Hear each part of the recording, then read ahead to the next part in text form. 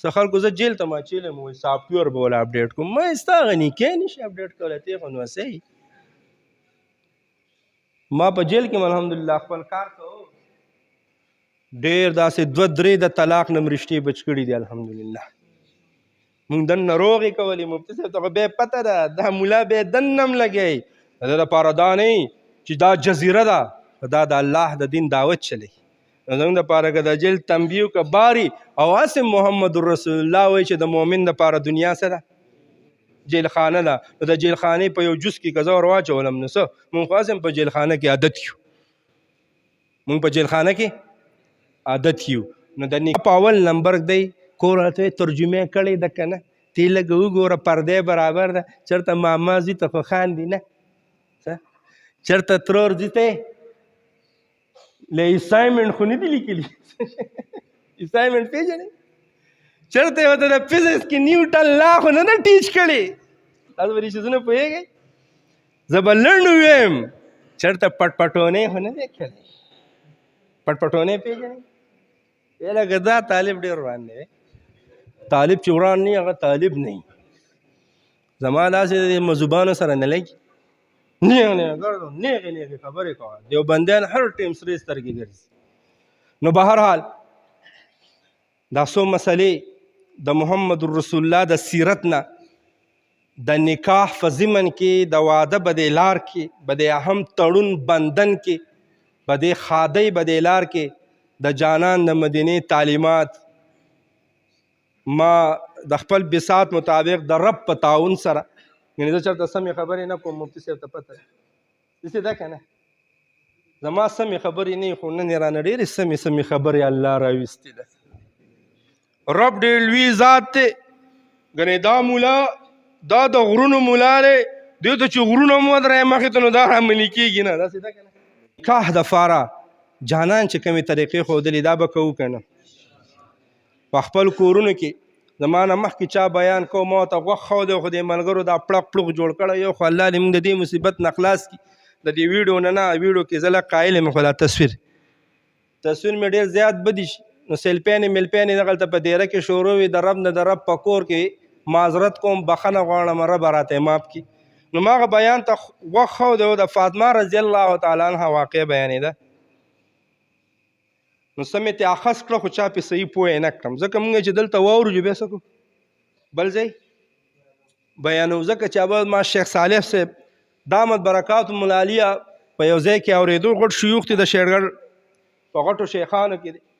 نو یو واقعه وویله وایي کومه تورسرې باندې چې د ماما زوی د ترور زوی د کاکا زوی د لیکچرر څه شی پروفیسر وی سی ډین دکاندار پوهېږي که نه مشره ځکه خو سر رقې که نه شاپنګ مال والا رکشې والا ټیکټر والا پلین کوچ والا رکشو والا نظر پې نه لګېدلی په کمې تورسرې باندې نو د هغه تورسرې استقبال و په آخرت کې د فاطمه په شانتې کېږي رضی الله تعالی عنها او استقبال څنګه وی د ورمن فایا مؤمنانو فاطمه رضی الله تعالی عنها چا لیدلې وه علي په یو کور کې پاتې کېږي رضی الله تعالی عنه دا علما ناست په یو کور کې خو د نکاح نه مخکې په فاطمه نظر نه لګېدلی رضی الله تعالی دا تره زوی دی په یو کور کې پاتې کېږي پښتنو خو په خپل تره لور باندې نظر نه دی لګېدلی څه پوه شي اوس استقبال به څنګه کېږي بیا د نه اجازت غواړم ما ته سفر دی دا ژوند هم یو سفر دی زموږ پکې خو بل شانتې سفر دی چا وایي د یو کس نه تپوس وکړو چې بچي دې څومره دي یو هغه ورته وایي چې یو دومره دی یو دومره دی یو دومره دی وایي د مولا نه چا تپوس وکړو د تقریرونو نه چې هغه ورته وایي چې یاره یو دومره دی یو دومره دی یو دومره یا کس ورته ویلي چې یاره خلک یې خو داسې ښایي داسې وایي نه که نه مونږ چې لاړ شو چې اوږدی او چې راوځو نو هم اوږدی نو وایي مونږ یې په اوږدو ناپ کوو زمونږ خو ټول سفر دی الله دې قبول کړي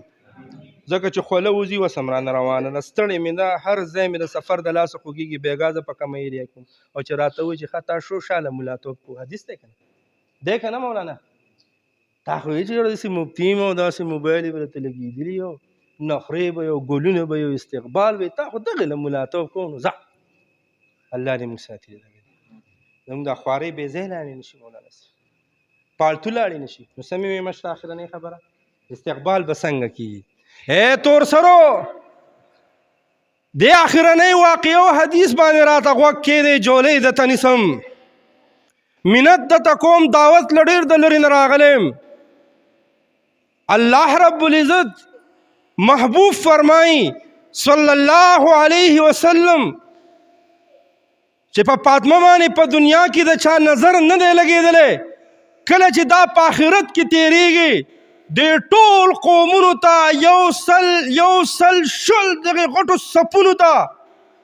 دنیا چې پیدا شوې ده د ټولو مخلوقاتو ته به رب اواز وکړي ای زما بندګانو نظرونه ښکته کوي فاطمه روانه ده. نظرونه ښکته کوي چې پورته ونه ګورئ ځکه چې دا چا په دنیا کې نه ده کتلي نه ده لیدلې. مولانا صاحب دا چا نه ده لیدلې. نن خو زموږ ترس یم منډو کې دا چاته منډو وایي هغې چې شی هم چې جوړ کړي تکیه ورته کېده راغلی دی بیا به ترو بې خفه کېږي بیا به مورې بې خفه کېږي هغه خو هسې هم جهنمي ده ته ځان جهنم ته بوځي. ماما زامن هم کورونو کې دننه ناستي که نه ترور زامن ناستي که نه او بیا چې واده وشي احسانه خله چې د اخرنۍ خبره زه به لا لګیم په تین د څو پورې سهار به هم لګیم ماښام هم لګیم سبا به هم لګیم او 3 پورې خو مې پروګرامونه دي مخکې مې لا ټیمونه زه به لګیم دا زما کار دی. زما بجلیګر مولوي صاحب الله دې وبخي د دې ثوابۍ قاضي فضل الله ایډوکیټ صاحب الله دې ژوندی لري وایي تپوس لی لاړم وایي ما ته وایي چې بس ټول ختم یم وایي ما ته وایي چې به ختم دي او ته وایي چې قاضي دا اولې وایي ما ته وایي چې بجلیګر صاحب مونږ ته ستا مرۍ په کار ده مونږ ستا پخپو څه کوو مونږ ته ستا خپې نه دي په کار مونږ ته جبه او مرۍ فکار ده. نو بهرحال احسانه یو بله خبره فصیح الله چېرته لاړه زمونږ به دې ودونو کې ګورې کله چې کور ودانې راشي لاس ته اوچت کو خو اوس به یو ټینګه وادم کې ای مورې تم واوره به دې موقع باندې د تره زامنو د ماما زامنو نوي نوټونه کتلي او د ناوې سلام له ورځي. مولانا صاحب دلته دا مرض شته که نه دا کینسر شته دی دا کینسر اوهو داسې وې تره زوی راشي سحر ګل راغلی ده سبا ګل له به سلام لسي او د هغې د لاسو نه د نکریزو ښکلي ښکلي بویونه ځي تیروز هم لګولی احسان ورته عود هم ورلېږلي مولوي صاحب پوه کړی چې د خوشبو پکې ډېر خاص عمل وي نو هغې ورته هم د مخکې نه بوتلګۍ ورلېږلی نو دا ورشي او لاس ورکړي دا واله سلامي او دغه ښایسته ښایسته بویونه راکاږي دا ښایسته ښایسته دا حرام دي حرام. مولانا صاحب د خلکو ته وایي دا څه دي حرام دي په منځونو کار نه کېږي چې بس راغلي یو دلته مونږ 15 وخته غولان زینځو دلته ولاړ یو زه ډېر منځګزاره یم نو په وخت باندې اذان کوي خیر دی که نه یاره دا مؤذن به منې نو ته په چربانګ باندې رسېدلی او هغه د ګوتو ګوتو د ګوتو ګوتو حرامیتوبونه په کور کې روان صحیح که نه او ځان ته څه وایي شاګل خان بستری به دې اوږه راړلي ته که نه وایې چې بس د ده په مانځه باندې یو مونځ په 50 زره دی. مولوي صاحب بیا ما ته وایي اخره کې کار شروع نه کوم خیر دی ما ته دې ډریوره مې دې دا شړې مړې ولیدې ما ته وایي چې پوس بیان وکړه چې داسې دا کندې مندې ولیدې که نه هلکان دي خیره دي بچي دي واړه دي مونږ خو هسې پکې ماته کړې ده نو ما ته یې وایي چې داسې ګوره پوس بیان وکړه اوس راته تېره کړي دا دی ناست. نو بهرحال دعوت له راغلي یو او یو ټک کومه چې پښتانه په میلمه سر ورکوي داسې ده که نه په میلمه باندې تاسو خوشحالېږئ که خفه کېږئ په میلمه خوشحالېږي خفه کېږي نو دې میلمه راته یو مینت راوړی یو دعوت راوړی جهیزونه مه کوئ بې پردګي مه کوئ د بچو ښه تربیت کوئ د دې مولانا جولۍ ته راګزار کوئ چې حافظان ته جوړ کړي د دې قاري صاحب د مدرسې ته ولېږئ چې عالمان ته جوړ کړي یو بهترین نسل ته خور شي. نو میلمه دا دعوت راوړو قربانو منئ به که نه او مثلا درته کوم نبي علیه السلام و تسلیمات ته چې کله اولنۍ وحي راله ډېر زیات وزور په دې جواب یې ورته وایي تا ته الله به څه نه وایي تا ته به الله اهمه مسله واورئ د ارمړ پایا پښتنه تا ته به وایي الله څه نه وایي او ته خدای جای به تر خبره ولیکې او ته ما د انجیل د علماو نه اوریدلی ما د تورات د علماو نه اوریدلی چې څوک میلمستیا کوي هغه ته الله نه کاریږي چا کې میلمستیا وي هغه ته الله نه کاریږي زه خو زموږ د پښتنو نه الله خوشاله دی که نور ډېر هم کمزوري خو په میلمستیا کې الحمدلله په 1 نمبر یو پښتانه په میلمستیا کې څه دي